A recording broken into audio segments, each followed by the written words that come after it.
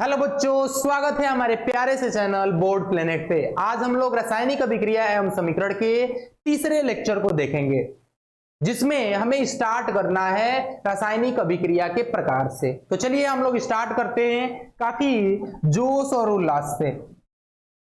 आप लोग का जो टॉपिक है वो है रासायनिक अभिक्रिया का प्रकार। क्या है वो? रासायनिक अभिक्रिया का प्रकार है। तो रासायनिक अभिक्रिया को हम कैसे समझेंगे, इसको देखना है। तो चलिए देखते हैं रासायनिक अभिक्रिया का प्रकार। रासायनिक अभिक्रिया का प्रकार क्या क्या है? तो देखिए, रासायनिक अभिक्रिया 5 प्रकार का होता है। कितने प्रकार का होता है? 5 प्रकार का होता है। रासायनिक अभिक्रिया 5 प्रकार का होता है। तो कौन कौन सा होता है भाई, वो देखते हैं पहले कि आखिर कौन कौन सा होता है।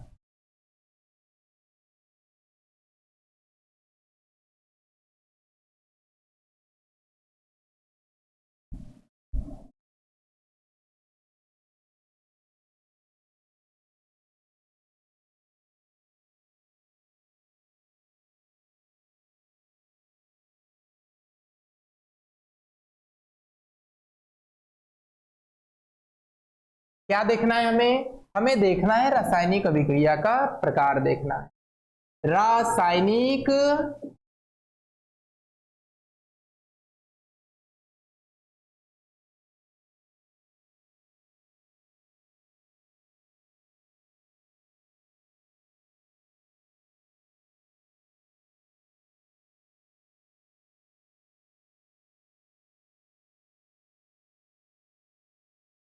रासायनिक अभिक्रिया का प्रकार देखना है। तो आखिर रासायनिक अभिक्रिया का प्रकार क्या क्या होता है?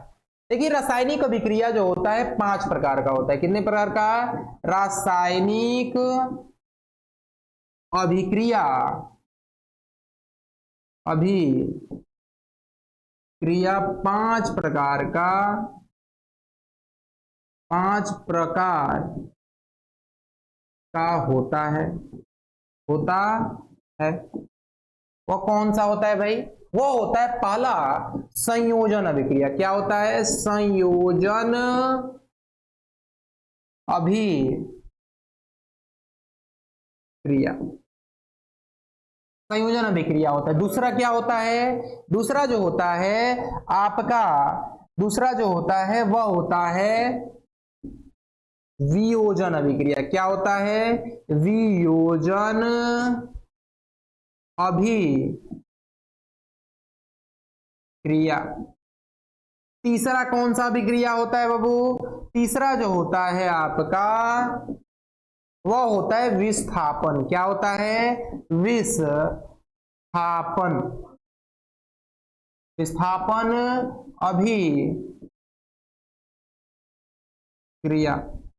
ठीक है। चौथा जो होता है आपका कौन सा अभिक्रिया होता है? चौथा जो होता है वह होता है द्विविस्थापन। क्या होता है बाबू? द्विविस्थापन।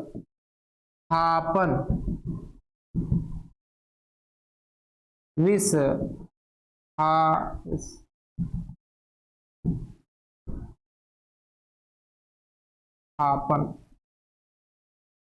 अभिक्रिया। ठीक है। तीसरा के बाद पांचवा कौन सा अभिक्रिया होता है बाबू?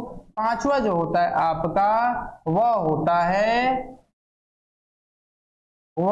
है आपका पांचवा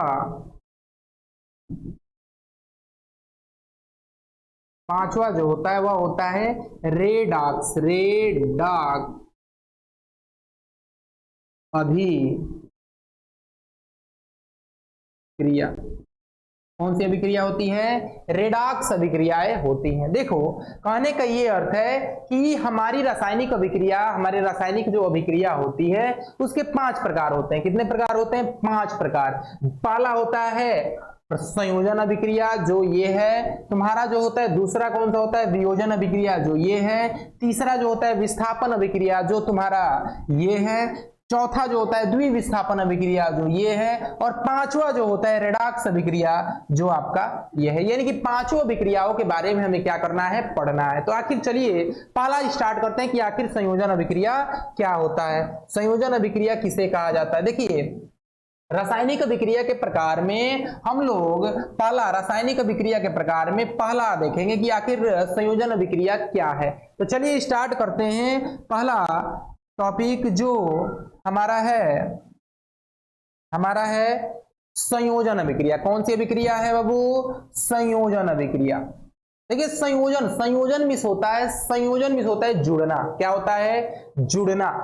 तो जुड़ेगा तो क्या करेगा? जुड़ेगा तो इसका अर्थ ये है कि वो जुड़ के किसी नए पदार्थ का निर्माण करेगा। तो कहा जाता है संयोजन अभिक्रिया को कि ऐसी रासायनिक अभिक्रिया जिसमें दो या दो से अधिक तत्व मिलकर किसी एकल यौगिक का निर्माण करते हैं, उसे हम संयोजन अभिक्रिया कहते हैं। उसे क्या कहते हैं हम? संयोजन अभिक्रिया। संयोजन अभिक्रिया को बताना हो तो कहा जाता है कि ऐसी रासायनिक अभिक्रिया जिसमें दो या दो से अधिक तत्व मिलकर किन्हीं एकल यौगिक का निर्माण करते हैं या यौगिक का निर्माण करते हैं, उसे हम क्या कहते हैं? संयोजन अभिक्रिया कहते हैं। यानी कि कहा जाता है कि ऐसी संयोजन अभिक्रिया को कि ऐसी रासायनिक अभिक्रिया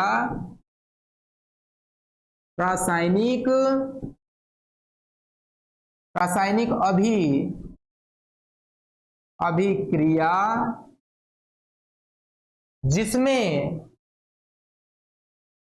जिसमें दो या दो से अधिक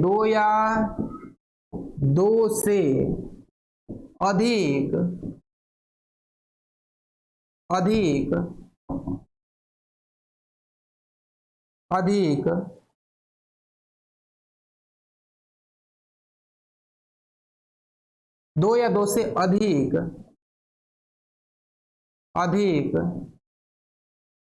तत्व मिलकर, तत्व यानी पदार्थ, तत्व को हम ब्रैकेट में क्या लिखते हैं? पदार्थ। क्या लिखते हैं? तत्व को हम पदार्थ लिखते हैं। क्या लिखते हैं बाबू? तत्व को पदार्थ। क्या लिखते हैं? पदार्थ। तो दो या दो से अधिक तत्व मिलकर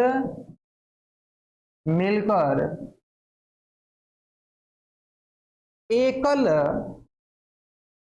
यौगिक या यौगिक भी लिख सकते हैं, यौगिक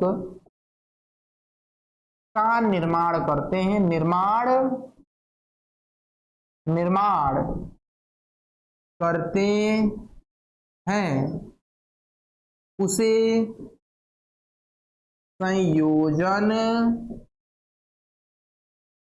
अभिक्रिया कहते हैं। संयोजन अभिक्रिया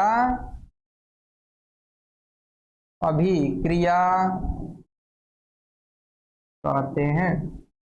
समझ में आया आप लोगों को कि संयोजन अभिक्रिया क्या है?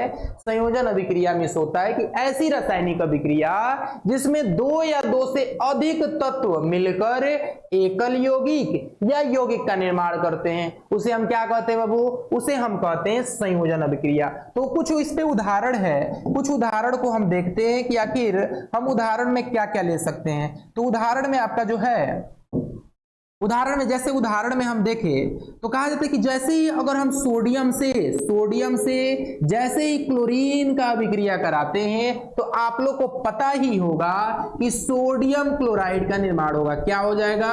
सोडियम क्लोराइड यानी NaCl का निर्माण हो जाएगा। क्या निर्माण हो जाएगा? NaCl। यानी बैलेंस अगर संतुलित करेंगे तो यहाँ 2 हो जाएगा और यहाँ। अगर दूसरा उदाहरण लेते हैं, जैसे मैग्नीज लेते हैं और उसके साथ Cl2 का यानी क्लोरीन का ही अभिक्रिया कराते हैं तो ये बनेगा MnCl2, मैग्नीज क्लोराइड बनेगा। ऐसे ही बहुत सारी अभिक्रिया हैं। जैसे अगर तीसरा हम कुछ उदाहरण देखें, तीसरा इसका संतुलित अगर करेंगे तो ये संतुलित ही है। तीसरा अगर उदाहरण देखें, जैसे क्लोरीन के बाद मैग्नीज के बाद अगर देखें H2 हाइड्रोजन को देख लें, चाहे मान के चलिए कि Ag को देख ले, Ag के साथ हम Br का अभिक्रिया करा दिए, Br का, तो क्या अभिक्रिया होकर बनेगा? ये बनेगा Ag AgBr बनेगा। क्या बनेगा? AgBr बनेगा। अच्छा यहाँ पे देखिए, यहाँ पे आप लोग सिल्वर को देखते होंगे, ब्रोमीन को देखते होंगे, यहाँ बन गया सिल्वर ब्रोमाइड। क्या बन गया बाबू?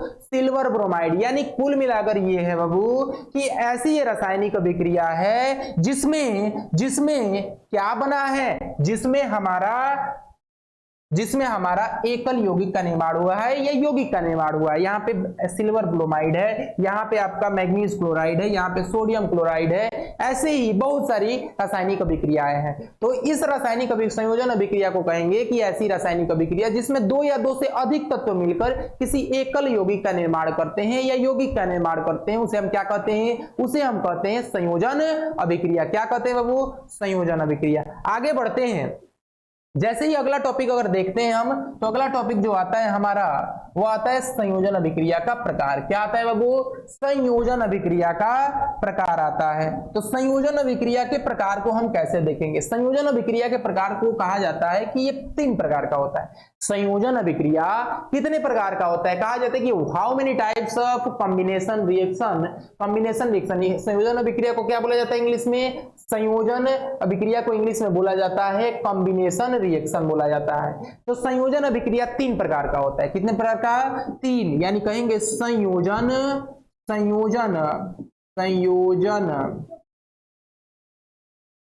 अभिक्रिया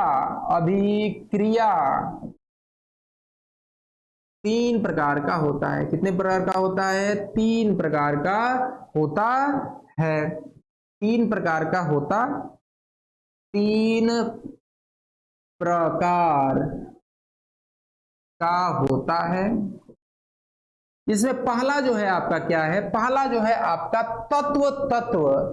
पहला क्या है? तत्व मिलकर यौगिक का निर्माण करते हैं। क्या करते हैं? यौगिक का निर्माण करते हैं। तो तत्व मिलकर किसका निर्माण करते हैं बाबू? यौगिक का निर्माण करते हैं। तो यौगिक के निर्माण में क्या कहेंगे कि कभी भी अगर संयोजन अभिक्रिया में तत्व मिल रहे हैं तो समझ जाओ कि उसमें कौन सी अभिक्रिया हुई है? संयोजन अभिक्रिया। इसका कुछ उदाहरण हो सकता है बाबू? तो बिल्कुल हो सकता है। तुम्हारा हो सकता है उदाहरण में कि अगर मान के चलिए अभी ऊपर वाला जो लिखे थे सोडियम, क्या लिखे थे बाबू? सोडियम लिखे थे। सोडियम हम लिखे थे बाबू, सोडियम लिखे थे और उसके साथ क्लोरीन का अभिक्रिया करा दिए थे। तो इस अभिक्रिया में आप लोग देखे थे कि NaCl का निर्माण हुआ है। यहाँ पे 2 अगर लिख देते हैं तो यहाँ तो संतुलित हो जाता है। कुल मिलाकर ये है कि ये रासायनिक अभिक्रिया में ये है अभिकारक और ये क्या है? आपका उत्पाद है। ये क्या है? अभिकारक, ये आपका उत्पाद है। तो रासायनिक अभिक्रिया में एकल यौगिक का निर्माण हुआ है कि नहीं हुआ है बाबू? एकल यौगिक का निर्माण हुआ है। इसका अर्थ ये है बाबू कि जब भी 2 तत्व मिलते हैं और 2 तत्व मिलकर एक यौगिक का निर्माण करता है तो इसका अर्थ यह है कि यह संयोजन अभिक्रिया है। इसका अर्थ क्या है बाबू? कि यह संयोजन अभिक्रिया है। दूसरा अगर उदाहरण लेकर चलते हैं तो दूसरा कहता है कि अगर तत्व के साथ यौगिक अभिक्रिया करता है। कौन सा करता है अभिक्रिया? यौगिक अभिक्रिया करता है। तो क्या होगा? यौगिक अभिक्रिया करता है। यौगिक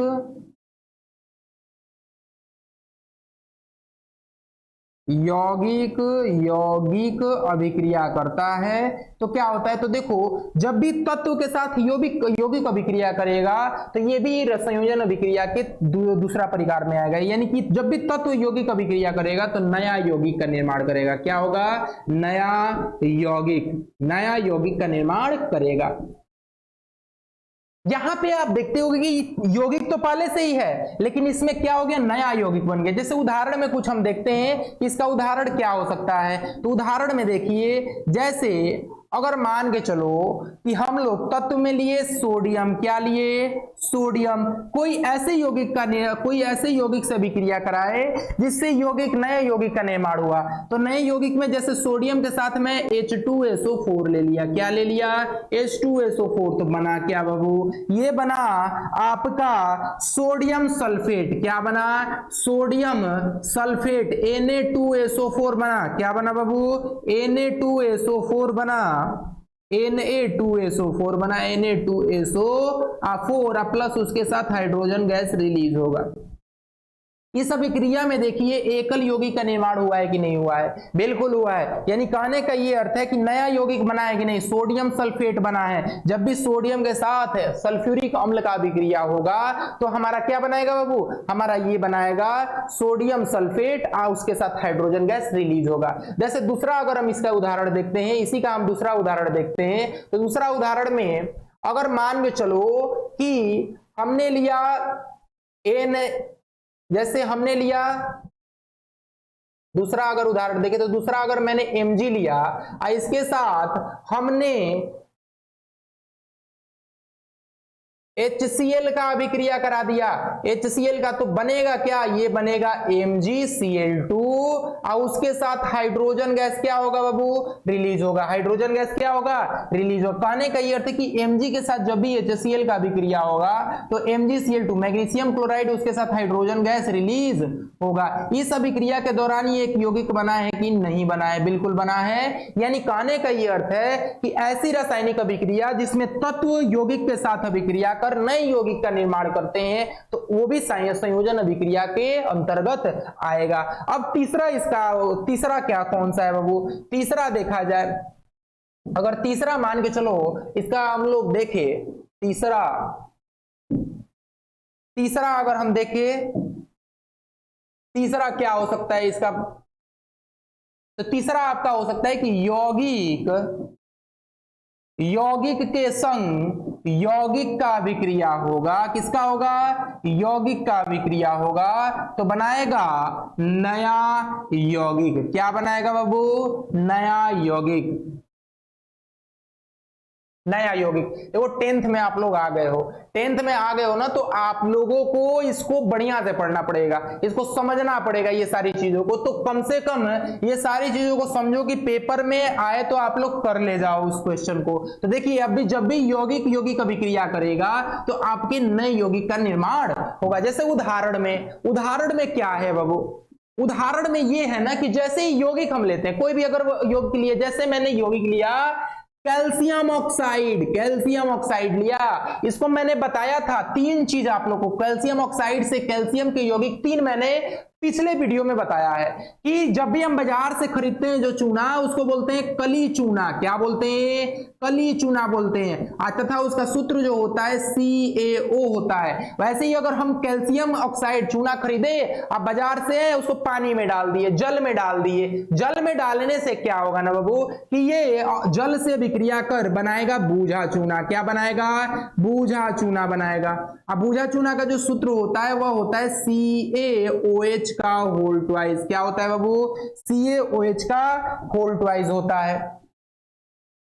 ये कौन सा बनेगा, ये क्या बनेगा, CaOH का होल ट्वाइस बनेगा। ये क्या बनेगा, CaOH का होल ट्वाइस। अब देखिए ये जो है तीसरा क्या बनेगा, जैसे ही ये पेंट कर देंगे दीवालों पे तो कार्बन डाइऑक्साइड, वातावरण के कार्बन डाइऑक्साइड से अभिक्रिया कर बनाएगा कैल्शियम कार्बोनेट, जिसको बोला जाता है चूना पत्थर। क्या बोला जाता है, चूना पत्थर। जैसे आप लोग को पता ही होगा कि जो भी हमारे अंडे होते हैं, जैसे हमारे अंडे नहीं, जैसे ही कोई भी अंडा होता है, मुर्गी का जो अंडा होता है, वो अंडे का ऊपर का जो छिलका होता है वो किस चीज से बनता है, तो वो बनता है बाबू आपका कैल्शियम कार्बोनेट। किससे बनता है, कैल्शियम कार्बोनेट। काफी हार्ड होता है, अब वो बनता है आपका कैल्शियम कार्बोनेट से, जिसका सूत्र होता है CaCO3 होता है। क्या होता है, CaCO3। तो ये 3 चीज आप लोगों को मैं पिछले वीडियो में बताया ही हूं। उसमें से मैंने क्या लिया कि कैल्शियम कुछ कली चूना ले लिया। क्या ले लिया, कली चूना ले लिया, और इसके साथ मैंने अभिक्रिया कराया HCl का कराया। तो कराएंगे तो होगा क्या, आपका बनेगा CaCl2 प्लस उसके साथ H2O बनेगा। क्या बनेगा बाबू, H2O। यहां पे यौगिक का निर्माण हुआ है कि नहीं हुआ है, नए यौगिक का, बिल्कुल हुआ है। इसको संतुलित करोगे तो कैल्शियम एक इधर, एक क्लोरीन 2 इधर, एक तो इधर 2 कर दो, अच्छा हाइड्रोजन 2 हो गया, हाइड्रोजन 2 हो गया, ऑक्सीजन 1 है, ऑक्सीजन 1 हो गया। यानी कहने का ये अर्थ है बाबू कि संतुलित करते हुए चलेंगे। दूसरा क्या है उदाहरण, दूसरा अगर हम देखते हैं, जैसे दूसरा जैसे Na2CO3 हम लेते हैं बाबू, तो Na2CO3 हम लेने के बाद H2SO4 से या HCl से हम अभिक्रिया कराते हैं तो बनता क्या है आपका NaCl बनता है प्लस CO2 बनता है प्लस H2O बनता है। यानी कि ये बनता है कि यौगिक बना है कि नहीं बना है। यानी कहने का यह अर्थ है कि जब भी यौगिक यौगिक अभिक्रिया करेगा तो उसके साथ नए यौगिक का निर्माण हुआ है, जो यहाँ पे सोडियम क्लोराइड, कार्बन डाइऑक्साइड, जल का निर्माण हुआ है। यहाँ पे संतुलित करेंगे तो संतुलित करने के बाद हमें सोडियम को यहाँ 2 करना पड़ेगा, सोडियम को 2 करना पड़ेगा, तो सोडियम को 2 कर दिया जाए।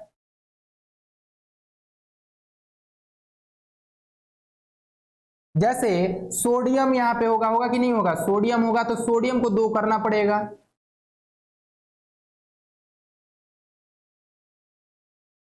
यहां से यहां पे 2 कर देंगे सोडियम, क्लोरीन भी इधर 2, इधर इधर 1, तो क्लोरीन को यहां पे 2 कर देंगे, hydrogen 2, hydrogen 2, chlorine 2, chlorine 2, sodium 2, sodium 2, C carbon 1, carbon 1, oxygen 2, oxygen, oxygen 3, oxygen 3, 2 1 3। यानी कि ये संतुलित हो गया आपका। ये क्या हो गया बाबू, ये आपका पूरी तरह से संतुलित हो गया। कहने का ये अर्थ है कि ये यौगिक यौगिक जब भी अभिक्रिया होगा, यौगिक यौगिक जब भी अभिक्रिया होगा तो यौगिक यौगिक अभिक्रिया कर नए यौगिक का निर्माण करेगा ही करेगा। तो अगला वाला टॉपिक क्या है हमारा, अगला वाला टॉपिक है हमारा वियोजन। इससे कोई भी अगर रिलेटेड क्वेश्चन हो तो आप लोग कमेंट में इसे बोल सकते हैं, इसको जरूर रिप्लाई दिया जाएगा।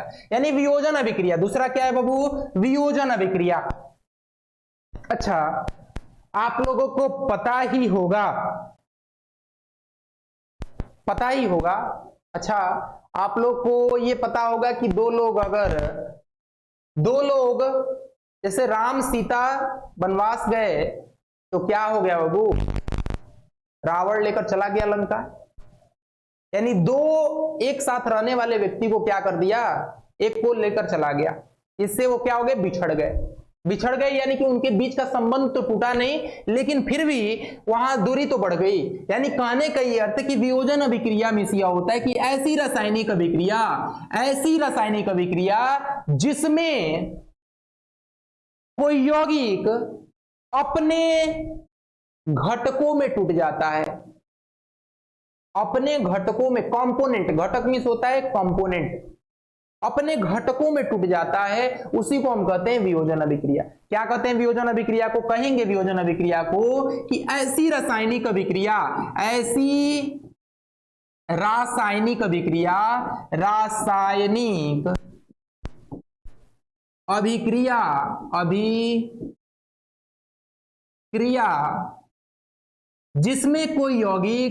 जिसमें कोई यौगिक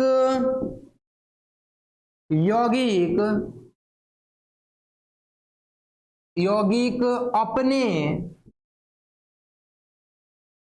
तत्वों, या ब्रैकेट में घटक लिख देता हूं, घटक, क्या लिख देता हूं, घटक लिख देता हूं, अपने घटकों, अपने तत्वों, जिसको हम घटक लिख देंगे, तत्वों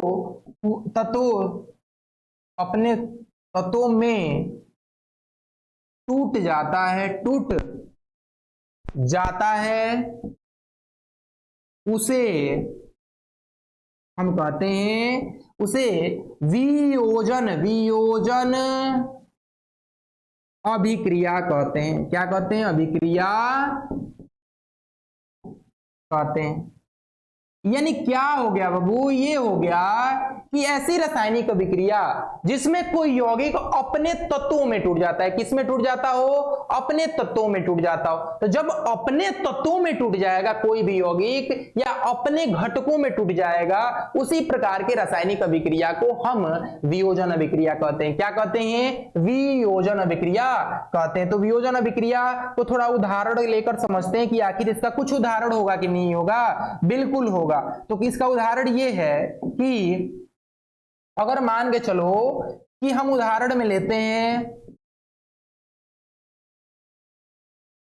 AgBr, सिल्वर ब्रोमाइड, या मान के चलो हम सिल्वर क्लोराइड लेते हैं। क्या लेते हैं? सिल्वर क्लोराइड लेते हैं, सिल्वर क्लोराइड लेते हैं, AgCl लेते हैं। तो कहा जाता है कि जब भी सिल्वर क्लोराइड पर प्रकाश पड़ता है, क्या पड़ता है? प्रकाश पड़ता है, तो ये अपने अणुओं में टूट जाता है, अपने घटकों में टूट जाता है, अपने तत्वों में टूट जाता है। यानी कुल मिलाकर ये है कि यहाँ पे आप लोग देखते होंगे कि यह उत्पाद है, ये है अभिकारक। क्या है? यह अभिकारक है और ये उत्पाद है। तो जब भी अभिकारक पे प्रकाश, अभिकारक में वो भी AgCl हो, सिल्वर क्लोराइड हो, तो जब भी ये टूटता है प्रकाश पड़ने के बाद, तो ये बनता है सिल्वर प्लस क्लोराइड। इसका प्रयोग, ये AgCl का प्रयोग होता क्या है? AgCl का प्रयोग होता कहां है? देख लो ध्यान से। AgCl का जो प्रयोग होता है ना बाबू, इसका होता है फोटोग्राफी में,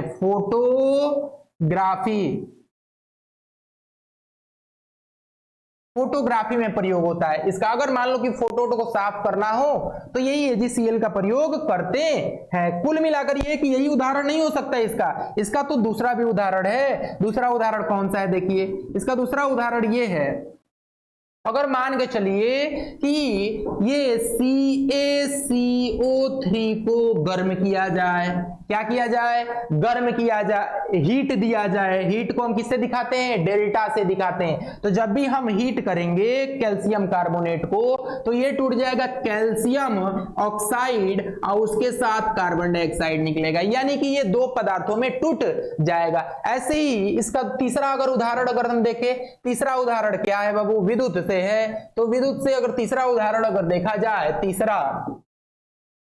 तीसरा अगर मान के चलिए कि Na लिए, इसमें NaCl लिए, हम क्या लिए?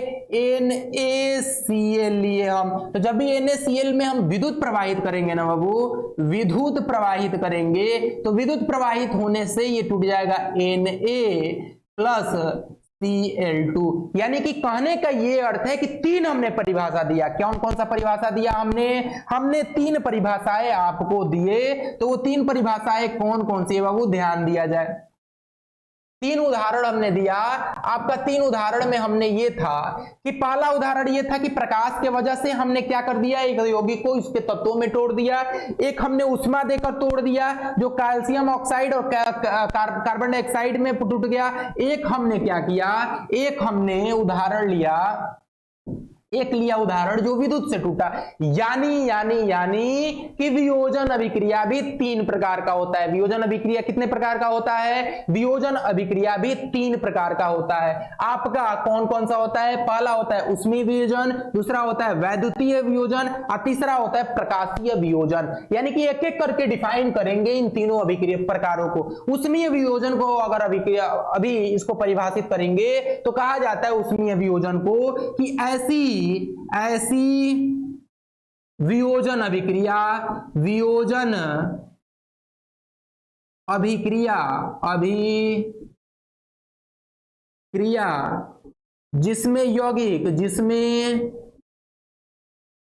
जिसमें यौगिक अपने तत्वों में अपने तत्वों में तत्व या घटक भी लिख सकते हैं, तत्वों में उष्मा के द्वारा टूट जाता है, उष्मा के द्वारा टूट जाता है, उसे उष्मीय वियोजन अभिक्रिया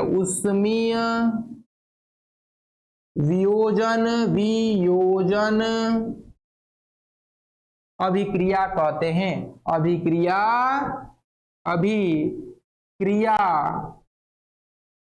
कहते हैं।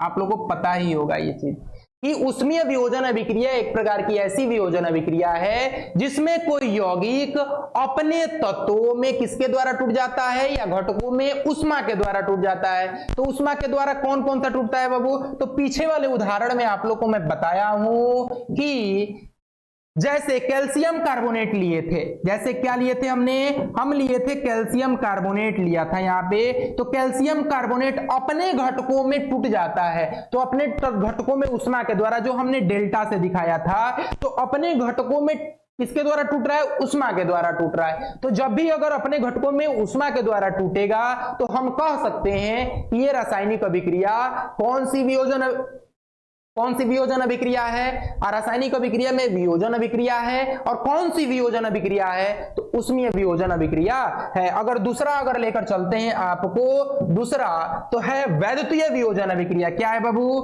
वैद्युतीय वियोजन अभिक्रिया है। तो वैद्युतीय वियोजन अभिक्रिया को कैसे परिभाषित करेंगे, तो इसको कहा जाता है ऐसा वियोजन अभिक्रिया जिसमें कोई यौगिक अपने तत्वों या घटकों में विद्युत के द्वारा टूट जाता है, उसे हम कहते हैं विद्युत वियोजन अभिक्रिया। उसे क्या कहते हैं बाबू, विद्युत वियोजन अभिक्रिया। यानी ऐसी रासायनिक अभिक्रिया, ऐसी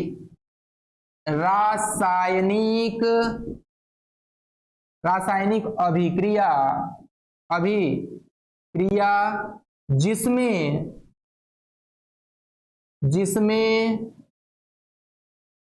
जिसमें यौगिक अपने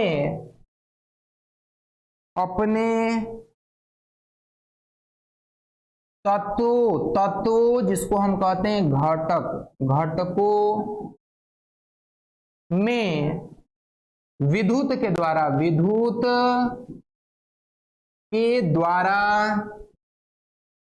टूट जाता है, उसे हम कहते हैं विद्युत वियोजन अभिक्रिया कहते हैं। विद्युत वियोजन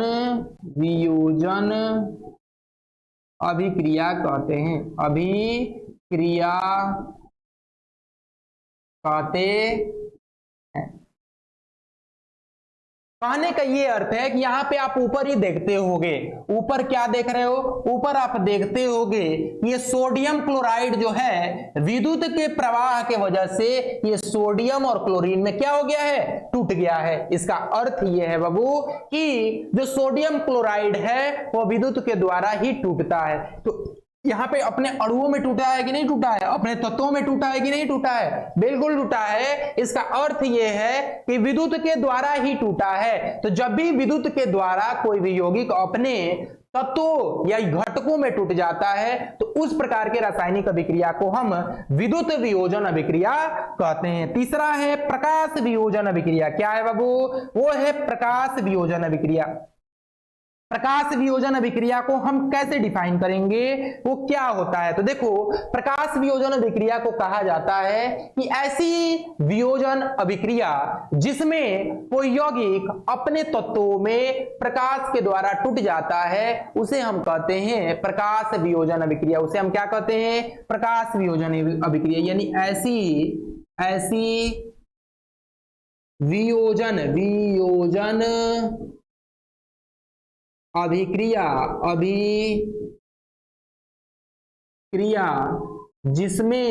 जिसमें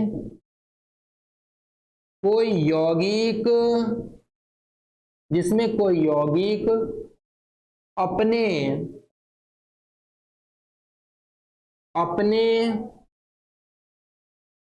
तत्वों या ब्रैकेट में घटकों में प्रकाश के द्वारा टूट जाता है, प्रकाश के द्वारा टूट जाता है, उसे प्रकाश वियोजन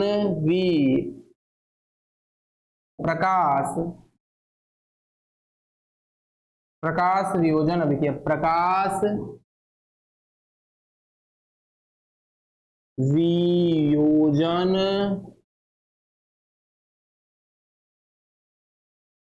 वियोजन अभिक्रिया कहते हैं। अभिक्रिया कहते हैं, यहां लिख देता हूं, कहते यानी कि कोई भी ऐसी रासायनिक अभिक्रिया हो जिसमें कोई यौगिक अपने तत्वों में किसके द्वारा टूट जाते हैं, प्रकाश के द्वारा टूट जाते हैं, तो उस प्रकार के रासायनिक अभिक्रिया को या उस प्रकार के वियोजन अभिक्रिया को हम कहते हैं कि वह प्रकाश वियोजन अभिक्रिया है। आगे चलते हैं। आगे हमारा जो टॉपिक है कि आखिर इसका उदाहरण क्या हो सकता है। अभी हमने पीछे ही देखा था, पीछे वाले स्लाइड में हमने देखा था कि सोडियम एजी क्लोराइड हम अगर देखें यहां पे तो एजी क्लोराइड जो है, यहां पे एजी क्लोराइड देख लो, एजी क्लोराइड प्रकाश के द्वारा टूट रहा है। किसके द्वारा टूट रहा है बाबू, प्रकाश के द्वारा टूट रहा है। यहां पे सिल्वर क्लोराइड पर जैसे ही प्रकाश पड़ा वो टूट गया सिल्वर क्लोराइड पे। किस पे टूट गया बाबू, सिल्वर क्लोराइड पे। यानी कहने का ये अर्थ है कि कोई भी ऐसी, ये कौन सी वियोजन अभिक्रिया होगी, तो ये प्रकाश वियोजन अभिक्रिया के तहत ये अपने तत्वों में टूटा है। आगे चलते हैं। आगे है हमारा विस्थापन अभिक्रिया। क्या है बाबू, विस्थापन अभिक्रिया है कि आखिर विस्थापन अभिक्रिया को हम क्या कहते हैं। विस्थापन अभिक्रिया है तो विस्थापन अभिक्रिया क्या होता है, चलिए देखते हैं। हमारा अगला वाला टॉपिक है विस्थापन अभिक्रिया। क्या है बाबू, विस्थापन अभिक्रिया है। विस्थापन अभिक्रिया को हम कैसे डिफाइन करेंगे, कहा जाता है विस्थापन अभिक्रिया को, विस्थापन अभिक्रिया को कहा जाता है, विस्थापन अभिक्रिया को समझने के लिए सबसे पहले हम समझते हैं कि सक्रियता श्रेणी क्या होता है। जैसे आप लोग के आसपास में देखना कि कोई भी एक ऐसा बच्चा होगा जिससे सभी लोग डरते होंगे, जिससे क्या करते होंगे, सभी लोग डरते होंगे। यानी कहने का ये अर्थ है कि डरने का ये अर्थ है कि वो शक्तिशाली स्ट्रांग होगा, सबसे स्ट्रांग होगा तभी तो सब डरते होंगे, तभी मार देता होगा, पीट देता होगा। वैसे ही विस्थापन अभिक्रिया में कुछ ऐसे तत्व हैं जो काफी ज्यादा शक्तिशाली होते हैं, और कुछ तत्व ऐसे हैं जो कम होते हैं, और कुछ तो बिल्कुल ही कम होते हैं। तो वो डिफाइन कैसे होता है, वो होता है सक्रियता श्रेणी। आपको चैप्टर 3 में, जब चैप्टर 3 आप लोगों को मैं पढ़ाऊंगा तो वहां पे सक्रियता श्रेणी किसे कहते हैं पूरी अच्छी तरीका से मैं बताऊंगा। ठीक है बाबू, तो चलते हैं। सक्रियता श्रेणी में कौन कौन से तत्व आते हैं। सक्रियता, रिएक्टिविटी सीरीज में सक्रियता, सक्रियता क्रियता, सक्रियता श्रेणी, सक्रियता श्रेणी में कौन कौन से तत्व आते हैं देखा जाए तो सक्रियता श्रेणी में सबसे पहले आता है तुम्हारा पोटेशियम, फिर सोडियम, फिर लिथियम, फिर कैल्शियम, फिर मैग्नीशियम, फिर मैग्नीशियम के बाद तुम्हारा मैग्नीशियम, फिर आता है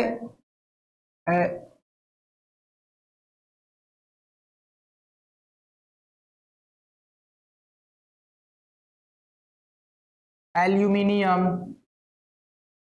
एल्यूमिनियम, उसके बाद ZN, FE, FESN, FESN, PB, PB H, F ZN, FESN, PB H, CU, H, HG, CU, HG, HG, sorry यहां पे होगा आपका सीयू, ये क्या होगा वो सीयू, एचजी, एजी, एजी, एजी, या एजी होगा, एजी, एयू और फिर पीटी। देखिए यहाँ पे सब सक्रियता श्रेणी में अगर देखेंगे ऐसे 118 तत्व हैं, तो 118 तत्वों को तो हम दिखा नहीं सकते, लेकिन कुछ ऐसे तत्व हैं जो इंपॉर्टेंट है आपके लिए। सक्रियता श्रेणी में आपका सबसे पहले sodium, potassium, lithium, calcium, magnesium, aluminium, zinc, FESN, PBH, CU, HG, AG, AU, PT. अब सबका नाम देखो, ये पोटेशियम है, सोडियम है, लिथियम है, कैल्शियम है, मैग्नीशियम है, एल्यूमिनियम है, जिंक है, आयरन है, टीन है, लेड है, हाइड्रोजन है, कापर है, ये मरकरी है, ये सिल्वर है, ये गोल्ड है और ये प्लेटिनियम है। ये कैसे आया है तो देख लो, साइन लगा देता हूं, ये ऊपर से नीचे गया है और फिर यहां से नीचे आया है। समझ में आ रहा है, ये नीचे आया है। यानी एक चीज यहां पे देखना पड़ेगा, एक चीज जान जाओ कि जो भी तत्व हमारे यहां से, कहां से, आपके यहां से लेकर यहां तक मैग्नीशियम तक हम कह सकते हैं, यहां से लेकर मैग्नीशियम तक जो भी तत्व आएंगे ये सब तत्व अभिक्रियाशील, बहुत तेज अभिक्रियाशील होते हैं। क्या होते हैं बाबू? ये बहुत ज्यादा अभिक्रियाशील होते हैं, बहुत ज्यादा अभिक्रियाशील होते हैं, अभिक्रियाशील होते हैं। समझ में आ रहा है? बहुत ज्यादा अभिक्रियाशील होते हैं। लेकिन जैसे ही हम आगे बढ़ते हैं तुम्हारे यहां से एल्यूमिनियम से लेके 3 और उसके बाद हाइड्रोजन तक, यानी यहां तक आपके जो भी तत्व होते हैं ये होते हैं कम होते हैं। क्या होते हैं? कम अभिक्रियाशील होते हैं, कम अभिक्रियाशील होते हैं। समझ में आ रहा है? और जैसे ही हम कॉपर से नीचे, हाइड्रोजन से नीचे बढ़ते हैं, जैसे ही हम हाइड्रोजन से नीचे बढ़ते हैं यहां से लेकर प्लेटिनियम तक, ये जो तत्व होते हैं बहुत कम अभिक्रियाशील होते हैं। क्या होते हैं? बहुत कम अभिक्रियाशील होते हैं, अभिक्रियाशील होते हैं, बहुत कम अभिक्रियाशील होते हैं। यानी तुम्हारा पोटेशियम से लेकर मैग्नीशियम तक अभिक्रियाशील ज्यादा होते हैं, तुम्हारा एल्यूमिनियम से लेकर हाइड्रोजन तक इससे कम होते हैं। इससे क्या होते हैं? इससे लेकर कम होते हैं, इससे कम होते हैं, इससे क्या होते हैं? कम होते हैं। लेकिन बहुत कम कहां से होता है? कॉपर, हाइड्रोजन से जैसे ही नीचे बढ़ते हैं वो काफी ज्यादा कम होता है। यानी कहने का ये अर्थ है कि आप लोगों का समझना पड़ेगा कि इसमें कौन ज्यादा अभिक्रियाशील है, कौन कम है। तो सबसे ज्यादा है तुम्हारा पोटेशियम से लेकर मैग्नीशियम तक, उसके बाद उससे कम कौन है? तो एल्युमिनियम से लेकर हाइड्रोजन तक। अब बहुत कम कौन है? कॉपर से लेकर प्लेटिनियम तक। तो आखिर विस्थापन अभिक्रिया क्या है? विस्थापन अभिक्रिया किसे कहा जाता है? तो विस्थापन अभिक्रिया में यह होता है कि ऐसी रासायनिक अभिक्रिया जिसमें बहुत ज्यादा अभिक्रियाशील वाले तत्व कम अभिक्रियाशील वाले तत्व को विस्थापित कर देते हैं, उसके स्थान से हटा देते हैं, उस प्रकार के रासायनिक अभिक्रिया को विस्थापन अभिक्रिया कहते हैं। यानी कहा जाता है विस्थापन अभिक्रिया को कि ऐसी रासायनिक अभिक्रिया, क्या कहते हैं बाबू? ऐसी रासायनिक अभिक्रिया लिखते हैं, ऐसी रासायनिक अभिक्रिया, रासायनिक, इसको मिटा देते हैं, थोड़ा कलर चेंज करते हैं इसका, तभी समझ में आएगा आप लोगों को।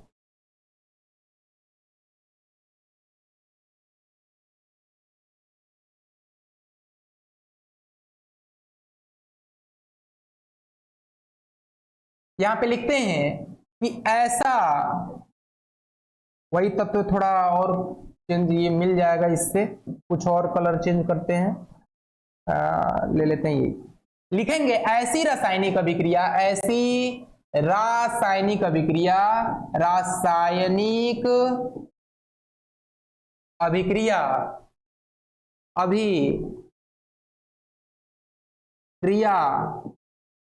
जिसमें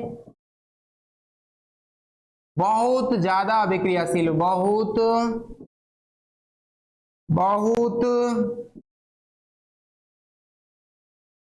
ज्यादा अभिक्रियाशील वाले तत्व, अभिक्रियाशील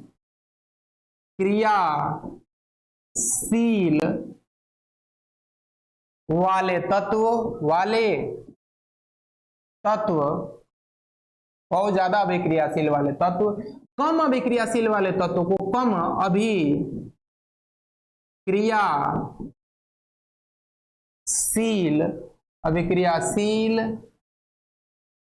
वाले तत्व को विस्थापित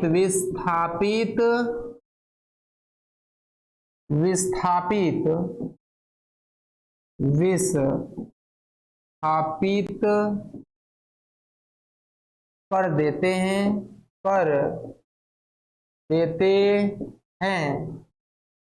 उसे हम कहते हैं विस्थापन अभिक्रिया। क्या कहते हैं? विस्थापन अभिक्रिया कहते हैं। अभिक्रिया कहते हैं। समझ में आ रहा है? यानी विस्थापन अभिक्रिया को हम कहेंगे कि ऐसी रासायनिक अभिक्रिया जिसमें बहुत ज्यादा अभिक्रियाशील वाले तत्व, जैसे ये हो जाएगा, कोई भी अभिक्रियाशील जिसका ज्यादा है वो कम अभिक्रियाशील वाले तत्व को क्या कर देगा? विस्थापित कर देगा। तो उस प्रकार के रासायनिक अभिक्रिया को विस्थापन अभिक्रिया कहते हैं। कोई भी दिक्कत नहीं होनी चाहिए। यानी अगर इसका कुछ हम उदाहरण देखें, तो उदाहरण में तुम्हारा आ जाएगा पहला, जैसे मैं सोडियम सल्फेट लिया, इसको मैंने कराया अभिक्रिया तुम्हारा MgCl2 से। अच्छा ये बताइए, सक्रियता श्रेणी में इसको मैं क्या करता हूं ना, इसको मैं थोड़ा छोटा लिखता हूं, इसको छोटा मैं लिखता हूं थोड़ा। जैसे पहला, जैसे मैं मान के चलो सोडियम सल्फेट लिया, Na2SO4 लिया, इसका मैंने अभिक्रिया कराया तुम्हारा Ag चाहे MgCl2 से। किससे? MgCl2 से। तो अभिक्रिया होगा तो जानते हो क्या बनेगा? Mg। अच्छा ये बताइए Mg क्या है? Mg सोडियम से नीचे है ना बाबू, यानी सोडियम यहां पे देखो, Na और Mg यहां पर है, सोडियम यहां पे, तो Mg से तो ज्यादा सोडियम ना अभिक्रियाशील ज्यादा है, यानी कि क्या करेगा ये शक्तिशाली, सोडियम मैग्नीशियम से ज्यादा शक्तिशाली है। इसका अर्थ ये है कि सोडियम जो होगा हमारा ये सोडियम जो होगा, सोडियम ये मैग्नीशियम को क्या कर देगा? विस्थापित कर देगा। यानी कि सोडियम विस्थापित करेगा तो बनेगा क्या? ये बनेगा आपका Na। क्या बनेगा बाबू? बनेगा NaCl बनेगा। क्या बनेगा? NaCl। सॉरी, ये उदाहरण नहीं ले सकते, इसमें कुछ उदाहरण दूसरा लेते हैं बाबू, ये उदाहरण नहीं ले सकते, ये अगले वाले टॉपिक में समझाएंगे ये उदाहरण को। दूसरा उदाहरण लेते हैं, जैसे मैं सोडियम लिया, इसका अभिक्रिया मैंने बनाया किससे? MgCl2 से। यहाँ पे देखो ये जो Mg है ना बाबू, यहाँ पे जो Mg है हमारा सोडियम जो है, ये मैग्नीशियम से अभिक्रिया कर रहा है कि नहीं कर रहा है? जब मैग्नीशियम से अभिक्रिया कर रहा है तो हम कह सकते हैं कि ये सोडियम, यहाँ पे देखो सोडियम जो है हमारा वो ऊपर है, मैग्नीशियम क्या है? नीचे है। जब सोडियम और मैग्नीशियम नीचे, सोडियम ऊपर मैग्नीशियम नीचे है, तो ये मैग्नीशियम से ज्यादा सोडियम अभिक्रियाशील ज्यादा है, तो यहाँ पे सोडियम किसको विस्थापित कर देगा? मैग्नीशियम को। अब बना लेगा क्या? बना लेगा आपका NaCl। क्या बना लेगा? NaCl प्लस मैग्नीशियम बच जाएगा। यानी इसको अगर बैलेंस करेंगे, संतुलित करेंगे, तो संतुलित कैसे होगा? संतुलित करेंगे तो देखिए यहाँ पे 2 हो जाएगा ना बाबू, यहाँ पे 2 हो जाएगा, बैलेंस हो गया। यानी कि दूसरा अगर उदाहरण देखते हैं, जैसे मैं लिखूं कि मैं लिखूं Cu प्लस H2O, क्या ये अभिक्रिया होगा? नहीं होगा। क्यों? क्योंकि हाइड्रोजन देखो यहां पर है और कॉपर जो है इसके नीचे है। कॉपर क्या है? नीचे। अगर ये कॉपर इसके पास जाएगा ना बाबू, हाइड्रोजन के पास जाएगा, ये कॉपर हाइड्रोजन के पास जाएगा, कहेगा कि बेटा हट, कहेगा कि नहीं हम नहीं हटेंगे, इसको मार पीट के फेंक देगा। यानी कहने का ये अर्थ है कि हाइड्रोजन हटेगा ही नहीं अपने जगह से, यानी कि यह अभिक्रिया होगा ही, नो रिएक्शन होगा ही नहीं। यही ऐसे ही अभिक्रिया रहता, अगर यही अभिक्रिया इस प्रकार रहता, CuO प्लस हाइड्रोजन गए, तो यह अभिक्रिया हो जाता, बनाता Cu प्लस H2O। यानी कि हाइड्रोजन जो है, कॉपर जो है, ऑक्सीजन जो है, हाइड्रोजन जो है ऑक्सीजन से अभिक्रिया कर लिया है और कॉपर को हटा दिया है। यानी कि ये रासायनिक अभिक्रिया समझ में आई। विस्थापन अभिक्रिया टोटली पूरी तरह से समझ में आ जाना चाहिए कि ऐसी रासायनिक अभिक्रिया जिसमें ज्यादा अभिक्रियाशील वाले तत्व कम अभिक्रियाशील वाले तत्व को क्या कर देते हैं? विस्थापित कर देते हैं, उससे हम कहते हैं विस्थापन अभिक्रिया। तो आज के लिए इतना ही। अगले लेक्चर में हम लोग चौथे प्रकार के बारे में पढ़ेंगे, जो है हमारा द्विविस्थापन अभिक्रिया, फिर अपचयन तथा उपचयन अभिक्रिया जिसको रेडॉक्स अभिक्रिया कहा जाता है, उसके बाद विकृत गंधिता तथा संक्षारण है। उस सारे टॉपिकों को हम अगले वीडियो में क्लियर करेंगे। तो आज के लिए इतना ही। आप लोग घर पे पढ़ते रहिए और वीडियो अच्छा लगे तो आप लोग लाइक करिए और सब्सक्राइब भी करिए तथा बेल आइकन को भी बजाइए ताकि हमारा सारा वीडियो आपके पास समय के साथ पहुंच जाए। जय हिंद, जय भारत।